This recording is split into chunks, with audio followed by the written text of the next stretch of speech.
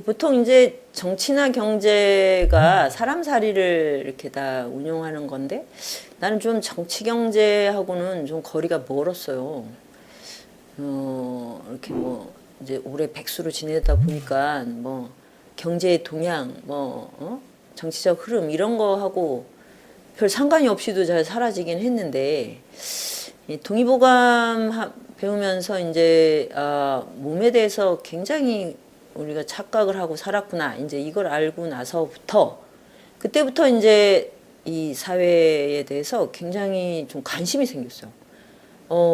그게 이제 아주 새로운 변화였는데, 근데 이전에는 물질적 부가 늘어나고 제도가 잘 이제 정비가 되고, 뭔가 시스템이 잘 돌아가면 잘 살게 될 거다. 이런 이제 전제가 있었잖아요.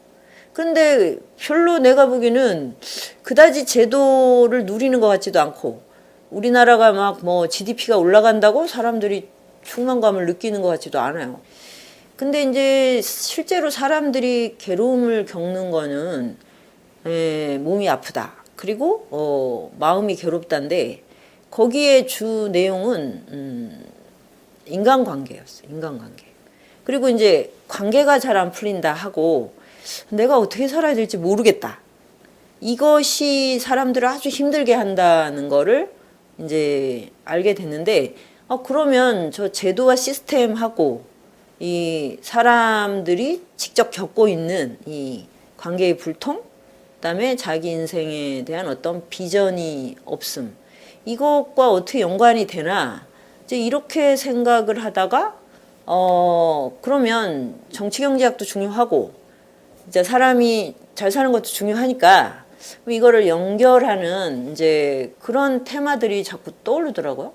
그래서 그러면 이제 이 제도와 시스템, 경제, 정치 이런 것들을 좀 기준을 바꿔보자. 그래서 사람의 이제 삶의 현장은 몸이니까 몸, 그리고 몸은 곧 자연이니까 몸하고 우주 이런 걸 기준으로 다시 한번 이제 그러면 우리가 어떤 정치 경제학적 이상에 있는가 이런 거를 살펴보고 싶어가지고 그냥 자연스럽게 그 제목이 나온 거죠. 뭔가 이제 정치 경제학. 마치 뭔가 서로 연결되고 싶었다는 이런 느낌이 들지 않습니까? 선생님 스스로 정치나 경제에 대해서 이제 문외한이었고 관심도 없다고 하셨는데 어떻게 이걸 가지고 책을 쓰시게 됐냐라는 건데. 근데 그걸 조금 이제 보충을 하면 이제 80년대 대학원을 다녔으니까 뭐 그때는 그냥 뭐 누구나 다 이제 정치적이었고 또 정치 경제학적이었고 그런 책을 읽어야 되고 그런 흐름에 이제 늘 관심을 기울여야 되고 뭐 아니 내가 정치에 아무리 관심이 없어도 학교 안에 늘 전경이 들어와 있고 또 학교 밖에는 백골단이 있고 그다음에 뭐 좀 공부 좀 내가 뭐 사설시조 이런 건데 그런 거 공부 좀 하려 그러면 막 지랄탄이 터지고 그럼 막 또 도망가. 어떻게 정치에 무관심할 수가 있나? 그러니까 뭐 이거는 뭐 성향이고 뭐 체질이고 취향이고 간에 그냥 조건 자체가 정치적인 조건에 있었는데 이제 내가 현실 정치에는 뭐 이제 무관심하고 뭐 또 경제에 뭐 높낮이 뭐 우리나라 GDP가 얼마고 산업 경제가 어디라 이런 거에 대해서는 그냥 뭐 내가 무관심해도 된다고 생각을 하는데 이제 적어도 세계를 해석하는 것에 있어서는 나는 분명히 예전에 그렇게 아주 뭐 하여튼 굉장히 확고하게 이렇게 세상이 바뀌어야 된다고 믿었잖아요. 근데 지금은 사실 그게 하나도 맞지가 않아. 그러면 이게 나 자신한테 뭔가 대답을 해야 되지 않나? 이게 그냥 쑥 넘어가도 되나? 그리고 이제 노동 시간이 줄어들면 다 난 그 시간에 책 보고 막 그 영성을 탐구할 줄 알았지. 그렇지 않나? 나는 혁명은 자기 해방을 위한 건데 그런 게 없이 어떻게 혁명이라는 게 가능하지? 그런데 너무 뜻밖에도 주 5일제를 하고 뭐 주말에 쉬어도 책 보는 사람은 점점 줄어들고 그리고 그 아까 이제 얘기했듯이 관계의 불통 그다음에 이제 내가 누군지 모르겠다. 그리고 어떻게 살아야 되는지 모르겠다. 이런 것 때문에 너무 이제 괴로움을 겪는 사람이 많아진다는 건 생각도 못한 일이라는 거예요. 그러면 이제 이런 세계가 올 줄 몰랐잖아요. 그럼 그 이전에 가졌던 전제를 많이 바꿔야 돼요. 그냥 그랬다 치고 이렇게 갈 수는 없는 거지. 그래서 도대체 우리가 어떤 이 경제적 토대 위에서 살고, 그다음에 거기에서 어떤 이제 자기 삶에 대한 표상, 뭐 이미지, 감각 이걸 갖는가, 거기에 따라서 사람과 사람 사이의 관계가 형성이 되니까 이런 문제, 이 문제를 알기 위해서 왜 관계가 불통인가? SNS 시대에 이렇게 많은 소통을 하는 시대에 왜 사람들은 관계의 불통에서 오는 괴로움을 겪는가? 이런 거는 안 궁금해요? 답이 있어?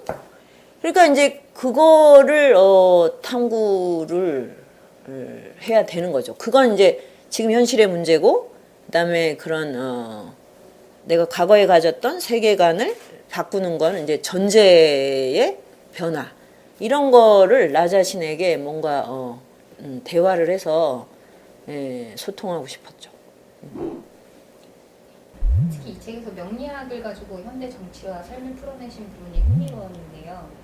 보수는 식상생재, 진보는 관인상생에 가깝다고 말씀하신 부분을 좀 설명해 주셨으면 좋겠습니다. 그러니까 나의 운명사용 설명서가 이제 내가 동의보감에서 배운 이제 사주명리학하고 그걸 이제 인문학적으로 좀 변형을 한 거잖아요.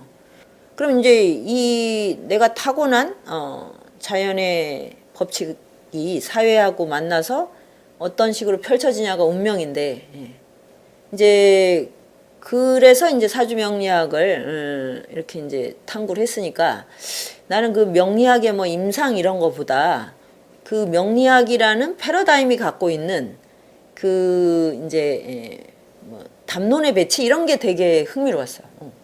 그러니까 뭐 우리가 역술론에 가면 뭐 재물운, 뭐 관운, 뭐 애인이 언제 생겨요, 뭐 남편이 지금 어디서 뭐 하고 있나요, 뭐 이런 거 물어보잖아. 아닌가? 그런데 그런 것들이 아니고 인생이 어떻게 순환이 되는가. 그러니까 이제 인간의 삶이 식상에서, 그러니까 어떤 활동을 하고, 그 다음에 재물, 그러니까 어떤 성과를 내고, 그 다음에 이제 사회적 관계로 들어가서 자기에 대한 탐구, 그게 이제 인성. 그래서 재성, 관성, 인성 이렇게 가서 나에게로 오는 이 과정이 너무 뭐 많은 걸 시사해 주는 것 같더라고. 근데 이제 자본주의는 특히 이제 이 어떤 자기의 끼와 재능, 뭐 이 능력 이런 걸 펼쳐서, 이게 식상인데 첫 번째 스텝. 그 다음에 재물을 읽어라, 재성.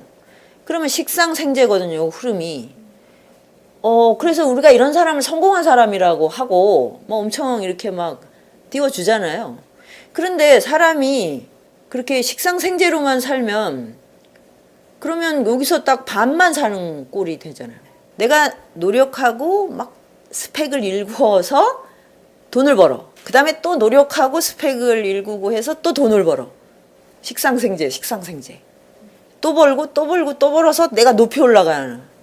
여기까지만 생각을 하면 그야말로 자본의 화신이잖아요. 그게 이제 보수에 가깝다. 이거는 이제 현실 정치에서 누구 찍냐 이런 거하고는 좀 다른 문제예요. 그런데 그러면 이제 이 자본주의 체제에 대해서 뭐 불만이 있고 좀 이걸 바꿔야 돼. 이런 그런 경우엔, 그런 경우는 우리가 이제 소위 이제 진보 혹은 뭐 좌파 이렇게 하는데, 그러려면 일단 명분이 필요하죠, 명분. 그러니까 명분이라는 게 뭐냐? 나와 너를 넘어서서 공적인 어떤 기준을 새로 만드는 거죠. 그게 관성이에요. 그러니까 사주명리학에서. 그러니까 관성이 발달한 사람은 늘 어디 가서나 자기 사리사욕이 아니라 공적 명분을 뭐 먼저 내세우게 되잖아요. 그러니까 이제 명분을 가지고, 그런데 이 명분만 사로잡혀 있으면 그게 이제 하나의 이제 권력욕이 돼버리잖아요. 많은 사람의 마음을 움직이고 싶다. 이게 권력욕이니까. 그러니까 이것이 이제 뭐냐면 이 세상과 이 존재에 대한 탐구, 사회에 대한 깊은 통찰 이런 게 필요하다. 이게 인성이라는 거야. 그래서 이제 정말 세상을 바꾸고 싶다. 그러면 공적인 명분이 중요한데 그게 항상 사회와 존재에 대한 통찰로 연결이 돼야 된다. 그게 이제 관성인성, 관인상생 뭐 이런 것이 아닐까. 이제 그렇게 일단 명리학하고 이런 정치경제학을 연결을 한번 해본 거예요.